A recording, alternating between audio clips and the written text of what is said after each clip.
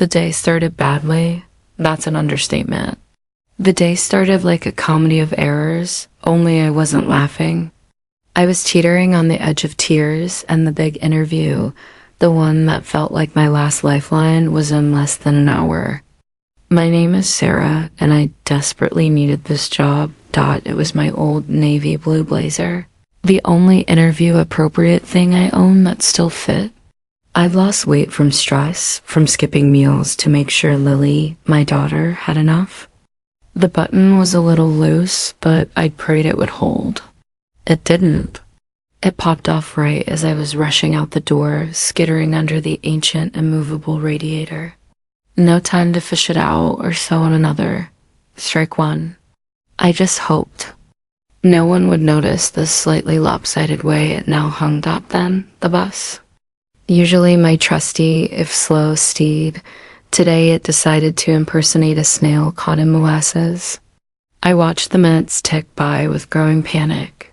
I got off 3 stops early, thinking I could make better time power walking. That's when the heavens opened, not a gentle spring shower, but a full-blown, angry downpour. My cheap umbrella, plus its flimsy heart, inverted itself with a pathetic snap, its spokes splaying out like a broken bird's wing. I was drenched in seconds. My carefully straightened hair, the result of an hour's work, clung to my scalp in sad, wet rat's tails. My mascara, the waterproof kind that apparently wasn't proof against biblical floods, decided to stage a protest down my cheeks, carving dark rivers into my foundation.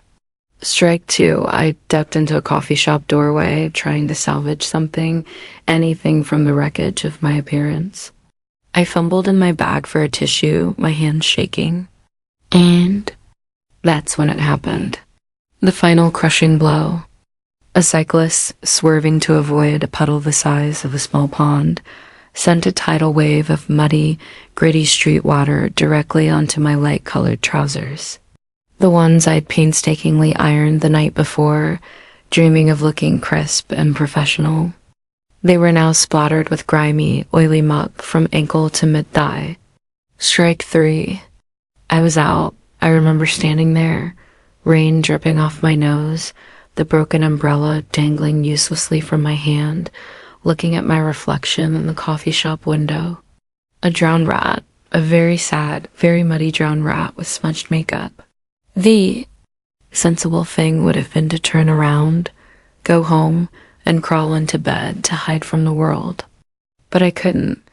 Lily's hopeful little face when I told her I had a super important meeting flashed in my mind. The stack of overdue bills on the kitchen counter, each one a glaring red reminder of our precarious situation. The gnawing fear of what would happen if I didn't get this job, if I couldn't provide for my little girl. So I did the only thing I could. I took a deep, shaky breath that hitched in my chest, wiped my face with a now soggy tissue I found in my bag, and kept walking. Each step was heavy with dread. The lobby of Henderson Corp was all gleaming marble, sparkling glass, and hushed. Efficiency. It was like stepping into another world, a world where mud-caked, rain-soaked people did not belong. I felt like a swamp creature that had wandered into a palace. The receptionist, a vision of polished perfection with immaculate hair, and a crisp suit, gave me a look that was a masterclass in polite horror. Her eyes flickered down to my trousers, then quickly back to my face, a tiny, almost imperceptible frown creasing her brow. I mumbled my name and, "Mr. Henderson, 10 a.m. appointment." My voice sounded small and reedy, even to my own ears. "Please, take a seat, Miss Davies. I'll let him know you're here." Her voice was smooth as silk, but her eyes lingered on my muddy trousers for a fraction of a second too long. I felt a fresh wave of humiliation wash over me. I found a chair in the furthest corner, trying to make myself as small and invisible as possible. Every tick of the minimalist designer clock on the wall felt like a hammer blow to my already shattered nerves. I could feel people glancing at me, the subtle shifts in their posture, the quick, averted gazes. I wanted the expensive-looking floor to swallow me whole. I imagined what Mr. Henderson, the CEO of this impressive company, would think. He'd take one look, and now I wasn't Henderson Court material. I wasn't even presentable human material at that moment.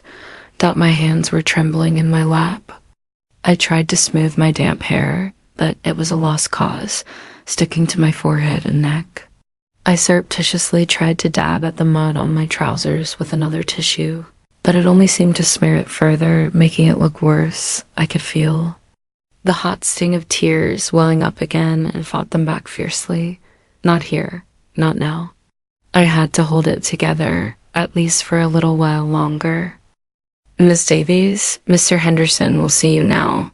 The receptionist's voice cut through my misery like a knife. This was it. The walk of shame.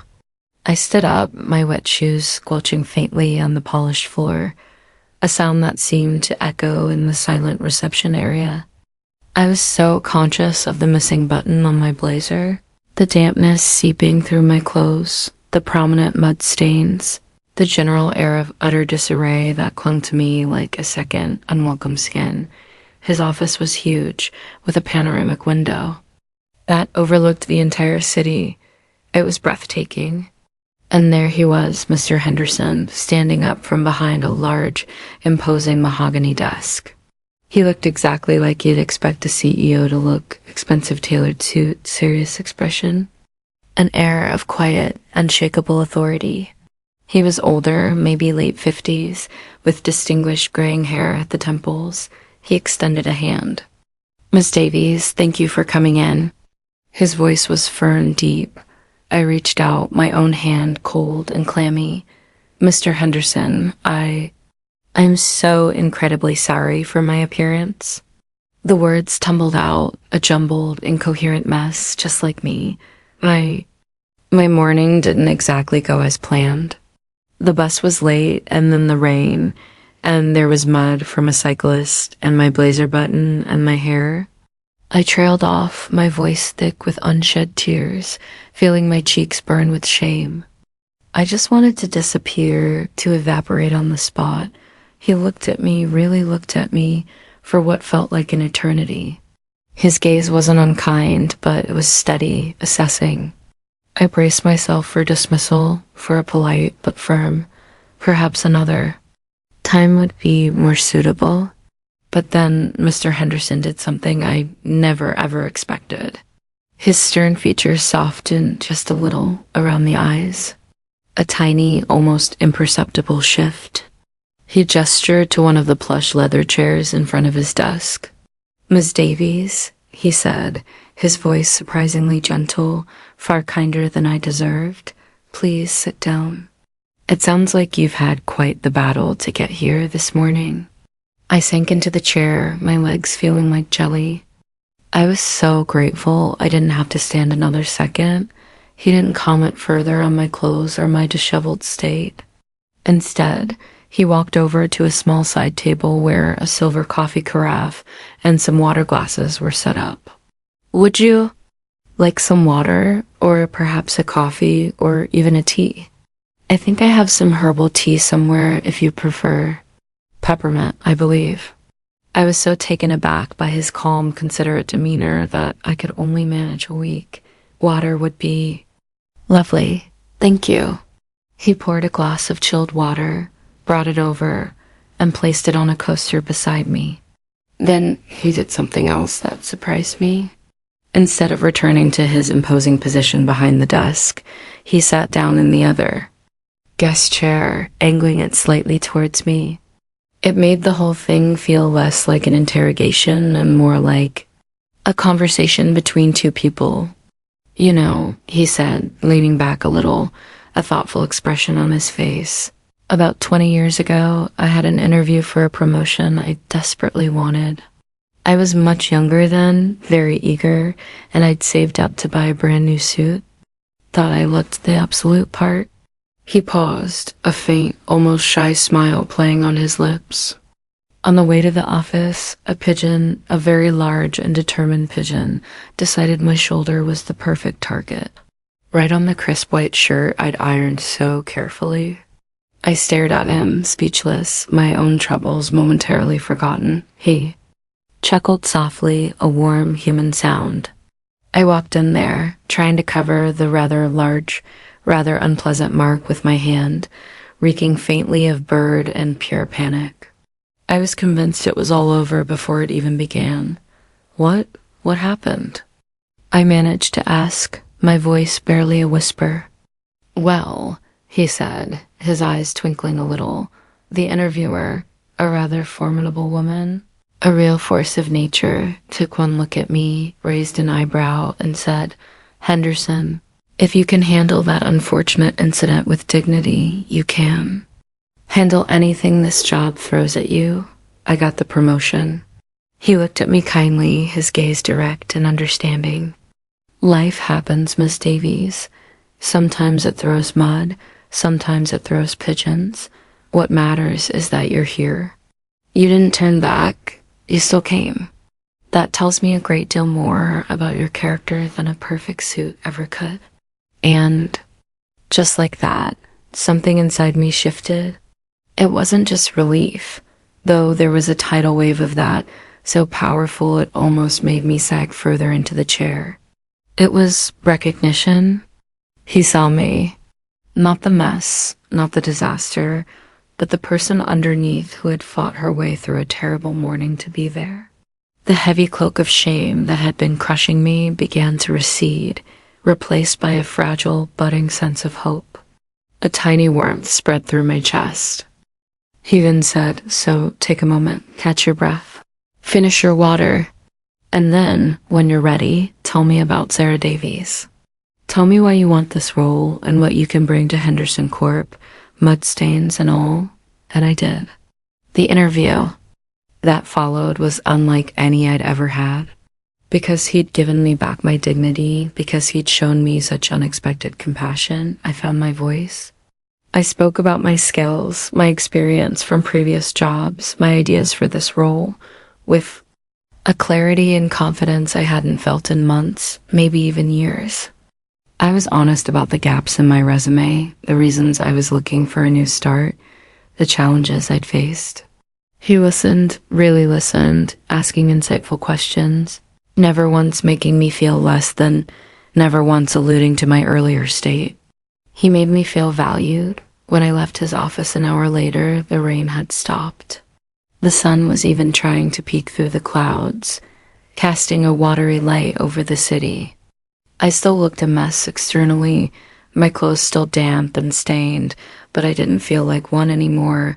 I felt lighter. I felt seen. A week later, I got the call. It was Mr. Henderson's assistant. I got the job. I actually cried when I hung up the phone, but this time, they were tears of pure, unadulterated joy and relief. But it was so much more than just a job. What Mr. Henderson did that day, that simple act of understanding and kindness, it changed everything for me. It wasn't just about him overlooking my disastrous appearance. It was about him seeing my effort, my resilience, the fight I had in me. He treated me with a respect I hadn't even been giving myself lately. That day, he didn't just offer me a job. He offered me a lifeline. He restored a piece of my shattered self-esteem. He reminded me that sometimes people can surprise you with their decency, that even in the highest echelons of business, true humanity can still be found. It gave me back a little faith, not just in myself, but in others too. I worked for Mr. Henderson for 5 years after that, and he was just as decent, fair, and understanding as he'd been on that first unforgettable day. I learned so much from him, not just about business strategy and management, but about leadership, about empathy, about the profound impact of treating people with kindness. Sometimes, even now, when I'm having a tough day, or when I see someone else clearly struggling, I think back to that morning, the mud, the rain, the sheer, overwhelming panic. And then I remember Mr. Henderson's kind eyes, his gentle voice, and the unexpected story about the pigeon. It's a constant reminder that showing a little grace, a little understanding can make all the difference in someone's world. It certainly made all the difference in mine. It taught me that sometimes the biggest messes can lead to the most beautiful new beginnings. And that, more than anything, is what I carry with me every single day.